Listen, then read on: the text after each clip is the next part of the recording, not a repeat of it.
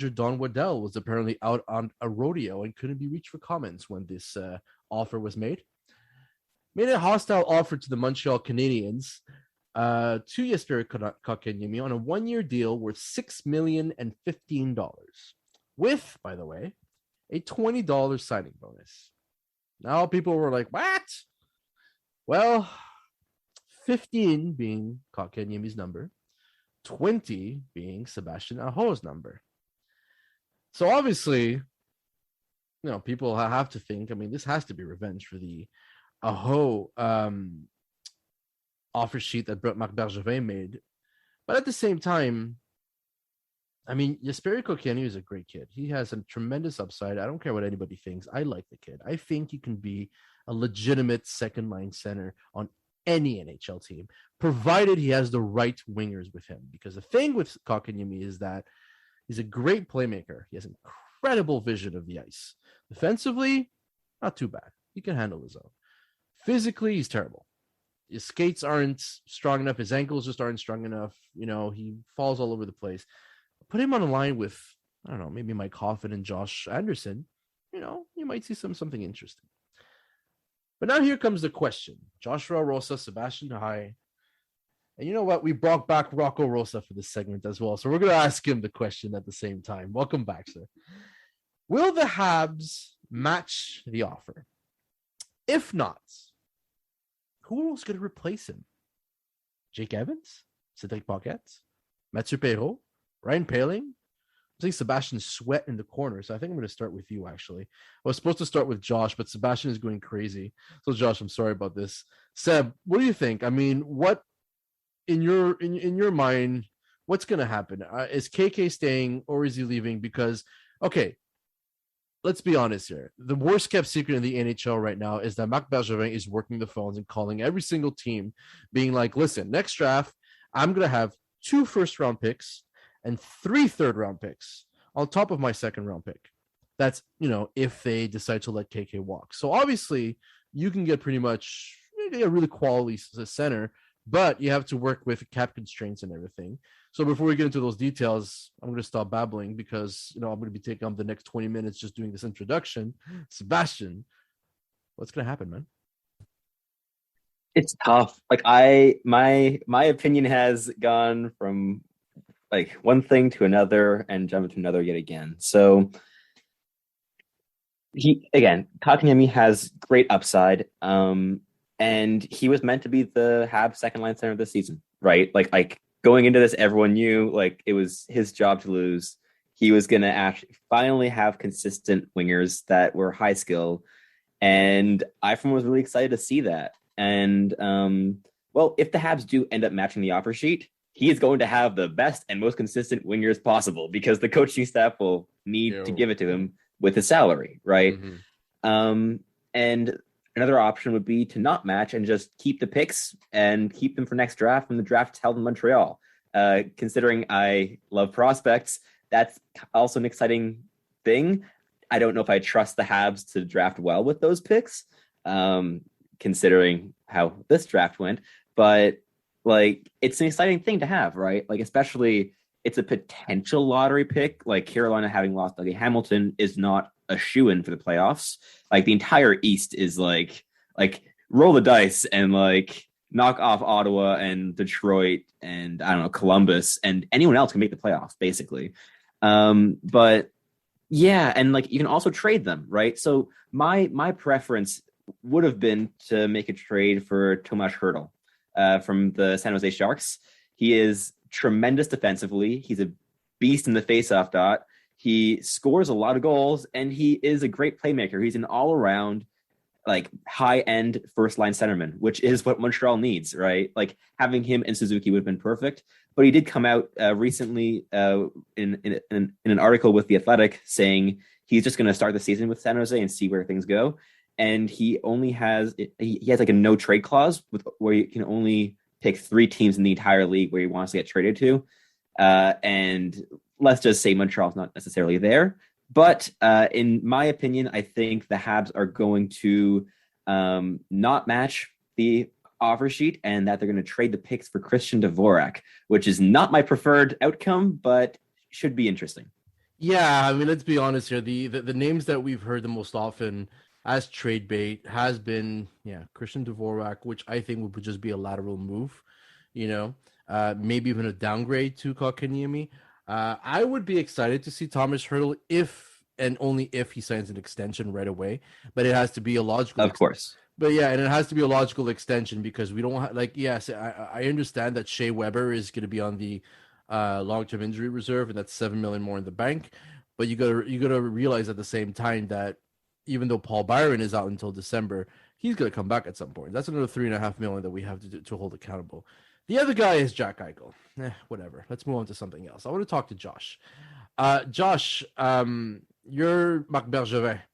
You got big guns. You got 20-inch pythons, brother. You know, so you're calling Don Waddell and you're telling him, all right, your owner's psycho. He's lost his marbles, but he's played his game. What do you tell him? Do you match or you do not match? Okay, we're gonna get back to Josh because we seem to be having some technical difficulties.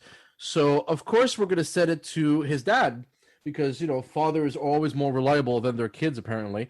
Rocco, what's your take on the Kotkaniemi offer? I mean, is it something that has caught you by surprise? Like I'm guessing most of us has been surprised by this, or is it what? It's part of the game, maybe part of the business, like we were talking about earlier. And if you're in Bergevin's shoes, like what do you do? Do you match this offer? Do you pay the kid $6 million a year, especially after only scoring 5 goals last year? Or do you say, you know what? I don't care if he's a third overall pick. I'm taking the draft picks and I'm going to try to trade somewhere else. Yeah, I would take the picks. I would let him go just for that amount of money. And I don't know. I guess like Sebastian said, there's an excitement around the draft picks and the prospects, right? And that's a big part of the game. I know it's always been that way. So personally, I think he plays with the passion, but I've seen so many times where a player has that passion kind of snuffed a little bit because it becomes, like we talked about earlier, more of a business, as opposed to players playing passionately. So I don't know if that's the case for him, if that's what's gonna happen. But I like the idea of them. That's a lot of money. I would go with prospects and take the trade and a couple of choices. And then, I mean, I'm not following who's all available. I've seen the information about Eichel. I don't know if that's a good fit or anything, but obviously that's a choice. But that's my take on it. The thing with taking the picks, and I know Sebastian is really high on prospects and he loves, having 60, 67 draft picks to work with and everything. And yeah, it's an exciting thing. But enough with prospects already. Like after last playoffs, I mean, now the city is more hungry than ever to get a Stanley Cup. And the time is now. So you either match it and you develop him properly, or you just trade the darn picks. Because I'm sorry, if there's two things that annoy me greatly about the Montreal Canadiens, and I mean no disrespect to anyone. I know we're trying to be impartial about everything, but it has to be said. If we're stuck with these picks, well, stuck. I say if we decide not to match and we take the picks, please do not let Trevor Timmons draft because I mean if you're looking at history, the number one picks that we've lost for whatever reason is abysmal. We're talking about Mikhail Sergachev. We're talking about Alex Galchenyuk. We're talking about Michael McCarron who ended up being a flop. It's like you know what, like might as well, trade those two draft picks and or worst case a number one, bundle it with something else and everything, and let's go after someone. Like yeah, Thomas Hurdle is a great option and everything. I would like as much as I dismissed Jack Eichel a few minutes ago. You know what? Like I would still be excited if he would have landed in Montreal because like there's a lot of reports coming out that he's admitted that hey, he'd love to play in Montreal. He wants to play for a high profile team. He wants to have the pressure put on him. And I don't know about you guys, but a 1-2 center punch of Jack Eichel and Nick Suzuki, like, ugh, that'll be incredible. But again, the trade has to be done. And at the same time, here comes a question. And now that Josh is back with us after rebooting, um, Josh, I mean, there's a part of me that goes, all right, you know what? we've talked a lot about Marc Bergevin being on the final year of his contract. He has not accepted or answered, at least publicly, the contract offer that Jeff Molson has tendered to him for an extension. However, here's where it only boils down to: is Bergevin going to go all in, and he's going to get a high profile player no matter what the price is, or we're going to be disappointed and we're going to end up with Christian Dvorak? But at the same time, tell us if you think that he's going to match or not.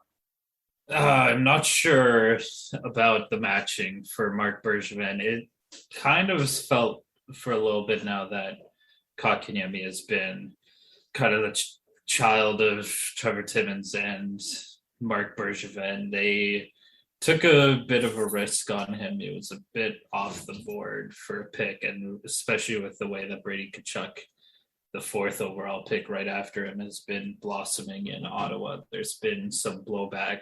So I think there's a lot of incentive for Timmins and Bergevin to try to match this contract, to try to salvage the situation and not admit that they totally messed up the pick on Kotkaniemi.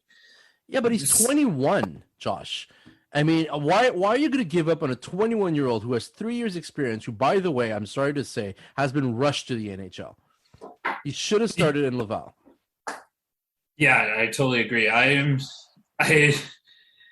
just trying to think of this as from Marc Bergevin's perspective. I do like Kotkaniemi quite a bit, like with my dad saying the passion thing. He shows glimpses of what I think could be really special in the NHL, which is the most frustrating part, because if he could just make it work, put a season together, put a career together, he could be something special, but so often it just doesn't quite work out for him. And we see him a bit with the 5 goals in the playoffs. He did really good things in the playoffs, and it would be really hard to just give up on him. And if it was just a 1 year, $6 million contract, I think I would take that right away. It's 1 year overpayment for a guy that you get to keep. Unfortunately, you have to re-sign him for $6 million for the next foreseeable future, which is a long time. I don't know what is going through Marc Bergevin's mind. I have a feeling how late it is, he is going to let Kotkaniemi go, and he's going to try to get someone like a Dvorak, which is a lateral move, but he is, I think, 4 years older than Kotkaniemi at this point. Yeah, he technically should be in his prime, yeah. Yeah, where Kotkaniemi is just going to get better, and I think he is going to get better if he goes to Carolina. He has a bit of a sheltered role and everything there. Yeah, well, I mean, we could debate about the Carolina roster all we want, because if you look at the depth they had at center, they have they have Martin Nikas, they got Jordan Stahl, they had that kid that played on the 4th line as well. They got Derek Stepan as well, that they signed as a free agent. Trocheck. Vincent Trocheck, thank you. He was the guy I was missing. So he's likely going to be playing a winger role for that matter. But before we go too deep into that, I want to go to the Rosa Senior, Mr. Rocco. I mean, modern day hockey. I mean, okay, if we're going pre salary cap, there wouldn't have been any question. A team like Montreal would have been like, yeah, whatever. We're matching. We'll bust our budget if we have to. That's never going to be an issue. We have unlimited finances. But I mean, when's the last time you have seen such debacle over an offer sheet? I mean, recent memory will probably serve us the Dustin Penner fiasco between Edmonton and Anaheim, where Brian Burke, famously went out against Kevin Lowe, calling him all kinds of names on air and everything. I mean, I haven't seen this kind of madness, in a long time. I mean, how do you feel about this squabbling, so to speak, for a 21-year-old, by the way? Because back in the days, again, and I know we love to use this term, back in the days, at 21 years old, unless you're a Guy Lafleur, you're not playing in the NHL. You're playing in the minors. You're honing your skills, or worst case, you're playing on the 4th line. You got a part-time role and everything. How do you feel about this new mentality and this new trend of paying for prospect rather than actual achievement.